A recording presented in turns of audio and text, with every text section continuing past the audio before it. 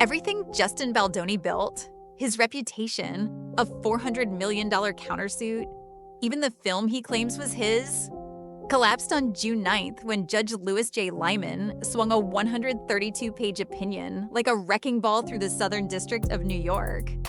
But before you slam the gavel and declare Blake Lively the undisputed victor, look closer. Tucked between footnotes and legalese are two tiny clauses. The judge's leave to amend lifelines that could still reverse millions in attorneys' fees and drag Lively, Ryan Reynolds, and the New York Times back into court by June 23rd. Think about it. Baldoni's defamation counts are dead. Yet his claims that the newspaper broke an implied promise and that Lively sabotaged his distribution deals are limping forward. Just enough oxygen for a sequel. And Hollywood insiders are already whispering about conflict of interest rumors involving the judge's filmmaker brother, protective order skirmishes over Taylor Swift's texts, and a potential fee-shifting bill so high it could bankroll an indie trilogy. So buckle up. The headlines you've seen today might be the final credits for Act 1, not the whole movie. It all started on the Manhattan set of It Ends With Us in early 2024, when the chemistry between director-star Justin Baldoni and leading lady Blake Lively curdled into open friction. Crew members recall late-night wardrobe standoffs and script rewrites that ballooned the budget and left Sony executives fuming. By December 20th, 2024, Lively had taken the clash public, filing a formal sexual harassment complaint with California's Civil Rights Department and asking SAG-AFTRA to investigate. Her filing painted a set rife with crude jokes and unwanted touches, and it called Baldoni's behavior retaliatory the moment she spoke up. Baldoni fired back, first in the press, then in court, claiming Lively hijacked the film, sabotaged overseas distribution, and even demanded $5,000 shoes for her character while the costume team scrambled to reshoot scenes. In a 179-page draft complaint he later dropped into a federal docket, Baldoni accused Lively of deliberately and systematically robbing him of a movie he'd nurtured since 2019. Within 48 hours, the story rocketed across X, TikTok, and entertainment blogs. Taylor Swift's name surfaced in subpoena rumors. Jenny Slate posted a cryptic "Stand with Survivors" tweet, and Hollywood handicappers whispered that Baldoni had lost his WME agent overnight. The set feud had morphed into a full-blown culture war proxy. But Lively's retaliation complaint was only the match. Baldoni's next legal swing would pour gasoline on the fire, and the explosion would echo all the way to Times Square. The fuse was lit at 7:12 a.m. on January 10th, 2025. That's when the New York Times published a front-page expose by Pulitzer winner Megan Twohey, quoting Blake Lively's freshly filed harassment complaint and pasting Baldoni's leaked group chat messages, "Bury her. We can bury anyone," right beside the headline. The article painted a portrait of a director bent on retaliation and a set that felt, in Lively's own words, like a hostile frat house. Within hours, Believe Blake rocketed to the top of X, and the story pulled more than 2 million reads before lunchtime. The backlash was immediate and blinding. Studio insiders told Vulture that Sony's international rights team had frozen distribution talks before they even opened their inboxes that morning. An unnamed European streamer allegedly emailed, "Legal risk too high. Pause negotiations." TikTok lawyers dissected the case live while Jenny Slate tapped out a cryptic "Stand with Survivors" post that amassed 300K likes in 4 hours. Meanwhile, Taylor Swift's name surfaced in subpoena rumors after gossip blogs claimed she'd witnessed an on-set shouting match. By dusk, Baldoni's camp struck back. Veteran litigator Brian Friedman blasted the Times piece as calculated clickbait, insisted the paper had closed his client's response window 3 hours early, and warned that a defamation suit was imminent. Hours later, he made good on the threat, filing a $400 million complaint in the Southern District of New York that named Lively, Ryan Reynolds, the New York Times, and publicist Kelly Sloan as defendants. The filing alleged extortion, tortious interference, and what Baldoni called career-ending lies designed for search engine dominance. Yet the digital discourse only grew sharper. Fans unearthed Baldoni's 2019 TED Talk on masculinity, splicing it with Lively's allegations for viral hypocrisy montages. Ryan Reynolds quietly restricted comments on his Instagram grid, and crisis PR firm Sunshine Sachs was rumored to have quoted an initial retainer north of 7 figures to whichever side signed first. Even People magazine, usually Hollywood's neutral ground, framed its headline with the word vengeful.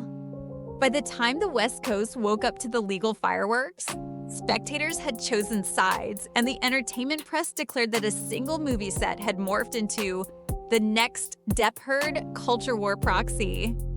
But what few noticed in the torrent of hot takes was the procedural time bomb Baldoni had just armed. A lawsuit so huge, it practically invited the defendants to deploy New York and California's anti-SLAPP statutes, the same legal buzzsaw that would demolish his case in the weeks to come. Justin Baldoni didn't just file a lawsuit. He fired a warning shot loud enough to rattle every studio boardroom from Burbank to Broadway. At 5:47 p.m. on a January 16th, 2025, a 43-page complaint slammed into the Southern District of New York clerk's inbox. The headline number, $400 million, wasn't chosen for accounting accuracy. It was chosen to dominate news scrolls and algorithmic feeds. And it worked. The suit named 4 targets: Blake Lively, Ryan Reynolds, The New York Times, and public relations strategist Kelly Sloan. Baldoni accused them of defamation, civil extortion, tortious interference, and, his harshest claim, systematic sabotage of a motion picture enterprise. 3 separate counts alleged Lively and Reynolds used their star power to spook international distributors, costing Baldoni 8-figure commitments from streaming services in Europe and Asia. Another count insisted the Times breached an implied agreement by publishing before the noon rebuttal deadline Baldoni said the reporter had promised. The legal rhetoric dripped with cinematic flair, words like weaponized gossip, careers left in scorched earth, and a reputation lynched in the court of public opinion. But embedded in all that heat was a tactical miscalculation. By pleading defamation in 2 states with muscular anti-SLAPP statutes, Baldoni practically invited the defense to swing those statutes like a double-bladed axe. Behind the scenes, attorneys mobilized at breathtaking speed. Lively's camp tapped First Amendment pitbull Elizabeth McNamara. The Times rolled out its standard press freedom team. Reynolds bankrolled a crisis litigation fund that insiders claimed hit 7 figures before the first hearing date even posted. Whisper networks buzzed that Baldoni would have to clear at least $3 million in legal spend just to survive the opening motions. Yet for a brief, electric week, the sheer size of the claim seemed to turn the tide. Comment threads shifted from "Nas, believe Blake" to "Is this the next Depp-Heard?" YouTube commentary channels spliced together Baldoni's TED Talk on masculinity with screenshots of the complaint, attracting millions of views and, more importantly, advertising dollars that fed the frenzy. But money and headlines can override statutory law. And when Judge Louis J. Lyman issued his first scheduling order, he set an expedited briefing calendar that all but guaranteed an anti-SLAPP smackdown within 5 months. The stage was set for a legal buzzsaw powerful enough to slice a $400 million monster down to pocket lint. The email alert from Pacer hit reporters' phones at 9:03 a.m. Eastern Daylight Time on June 9, 2025. By 9:07, the first tweet landed, "All defamation claims tossed." 5 minutes later, every entertainment feed was quoting the same opening sentence of Judge Louis J. Lyman's 132-page order. The motions to dismiss are granted in substantial part. Lyman's lethal instrument was the anti-SLAPP statute, short for Strategic Lawsuit Against Public Participation. Both New York, 2020 upgrade, and California, 1992 with 2009 amendments, let judges fast-track the destruction of lawsuits that target protected speech on matters of public concern. If a defendant shows the speech was A, about a public issue, and B, potentially privileged, the burden flips. The plaintiff must produce evidence strong enough to win at trial before discovery even starts. If they can't, the case dies, and the loser pays the winner's legal bills. Lyman found Lively's accusations squarely within those protections because 1. Public figure, public forum. Baldoni is a celebrity director. Lively's harassment claim was filed with a governmental agency and discussed by major press. 2nd, no plausible actual malice. Even if Lively's story turned out false, Baldoni offered no facts suggesting she knew it was false or acted in reckless disregard. 3rd, litigation privilege. Much of what Baldoni called defamation appeared in legal filings, a zone the First Amendment treats as nearly bulletproof. Result? All defamation and civil extortion counts were stricken with prejudice, meaning they can never be refiled in this court. Emotional distress. Already on life support since Lively refused to disclose therapy notes, the claim flatlined. Lyman ruled emotional distress theories duplicative of dismissed torts and tossed them for good. Speech-based interference. Any interference counts premised on public statements died the same anti-slap death. Punitive damage prayer. Lyman labeled Baldoni's $400 million figure speculative hyperbole, striking it as legally insufficient. Buried on page 118, law school legend already christened it the 118 Clause, Lyman penciled in a reprieve.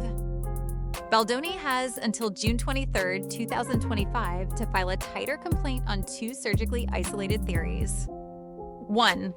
Implied contract, promissory fraud versus the New York Times. Baldoni claims reporter Megan Toohey promised him until noon for rebuttal but published at sunrise, costing him millions in goodwill. 2nd, tortious interference versus Lively and Reynolds. Allegation that the duo's off-record calls scared Apple TV Plus and Sony's foreign sales arm into abandoning 8-figure distribution offers. 3rd, Lyman warned that any amended pleading must articulate specific factual causation or face dismissal with prejudice. A legal throat clearing that seasoned litigators translate as last chance. Because anti-SLAPP is a fee-shifting statute, Lively and the other defendants are now presumptively entitled to recover every cent they spent killing Baldoni's claims. Entertainment litigators contacted by Variety estimate that figure well north of $7 million once high-profile counsel, discovery holds, and PR coordination are tallied. One partner quipped, "That opinion didn't just nuke a lawsuit, it may have bought Blake a new Greenwich estate."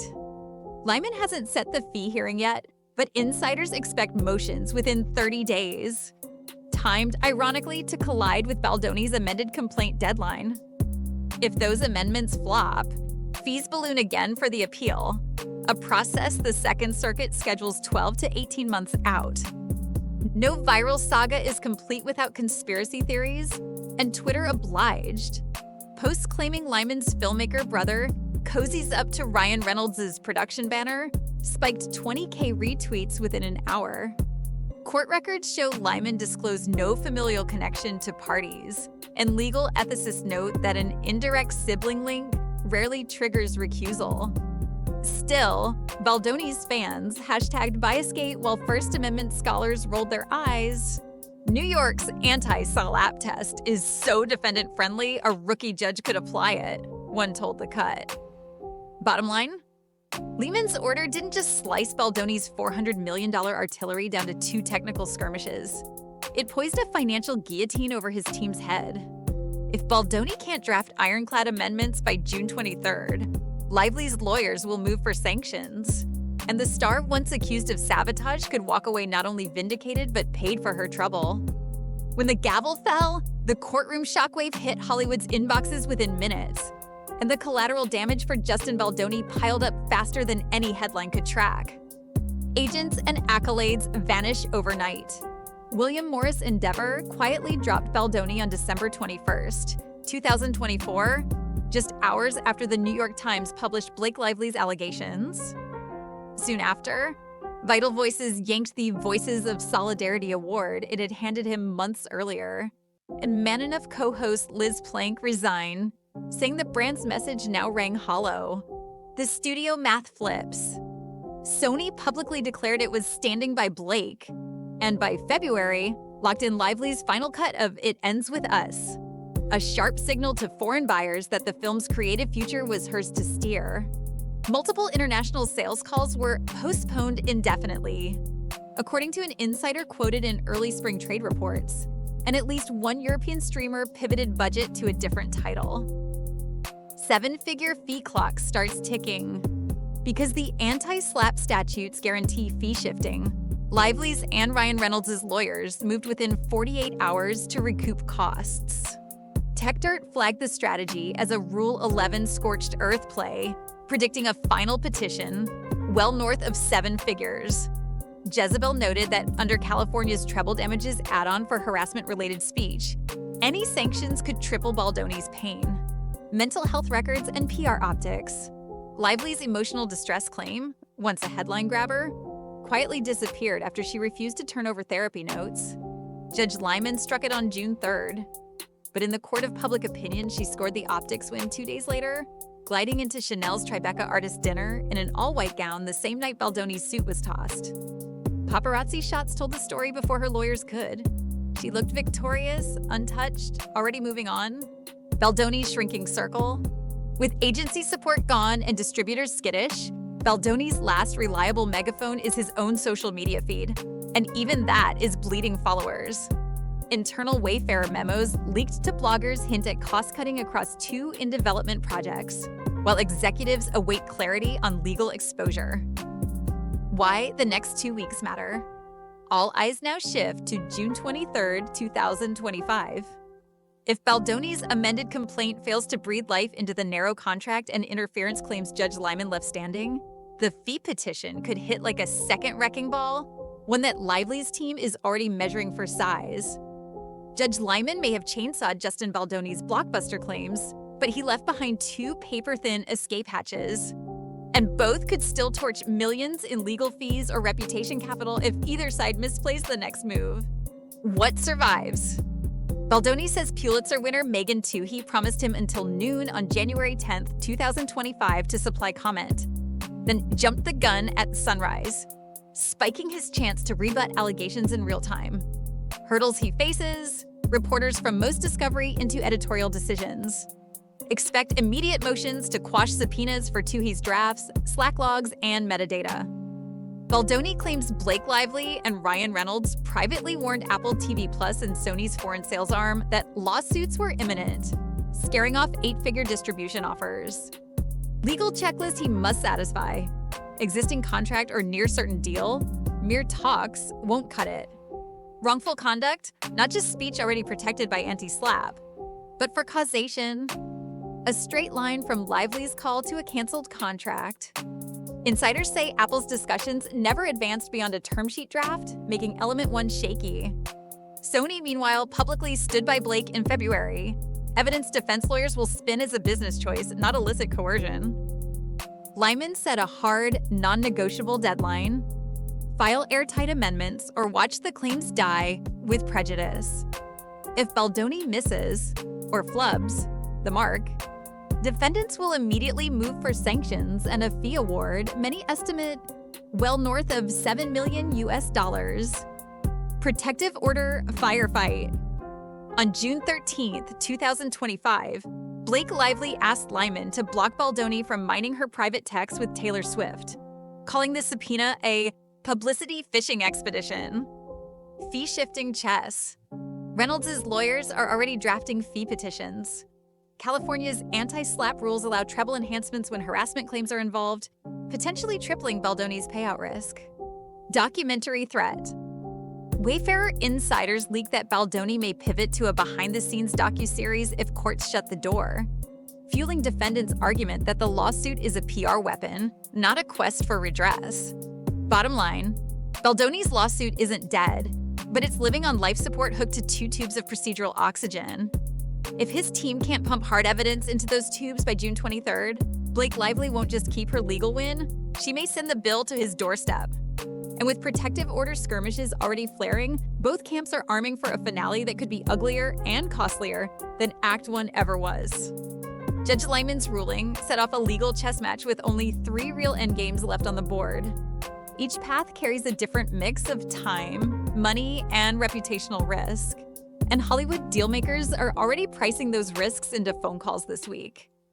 If Baldoni files airtight revisions by June 23rd, Lyman could let the contract breach and interference counts inch into limited discovery.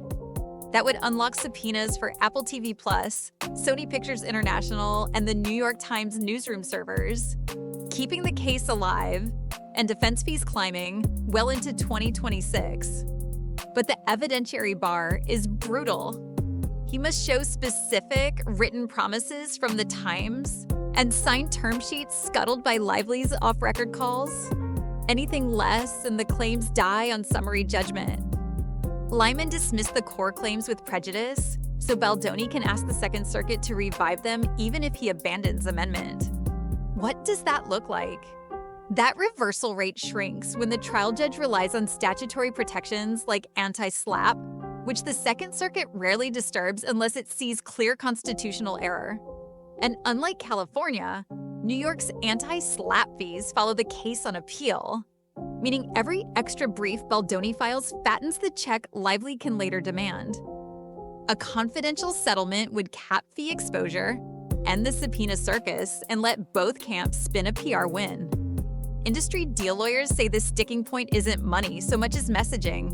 Baldoni wants language stressing no admission of wrongdoing, while Lively's team won't swallow a clause that paints her claim as false.